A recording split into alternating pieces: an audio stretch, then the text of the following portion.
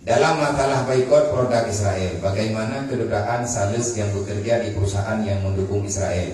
Lord kalau kupegah ke malam, nanti menyiapkan lo gubernur ya dia nyoh nafak berdua dah. Kalau kupegah bawahnya saya deken lah, nyoh kena kui dok dua belah rok ku deken nyoh ku berdua lah. Leh aku begini. Kita jangan produk Israel kenali. Mui kalau tu pahari. Ada dia ceh be segera pahari. Dicabut idi be kita membarangnya wajah.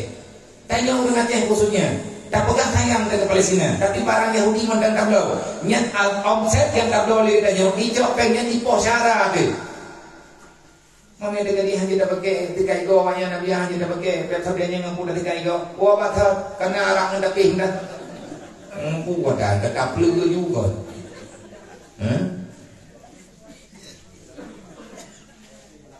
Maya produk Israelnya hari ini membiarkan lebih fatwa. Maya dapat juga pergi ke siapa?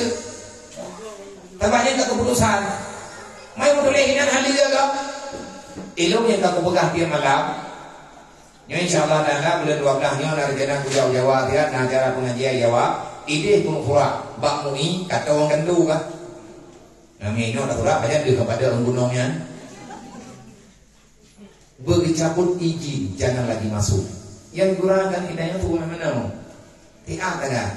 Nanti nak panai-panai yang mocok profesor dental. Olehnya 2 bulan kemudian, kita nyolong kita tahu. Upah semua.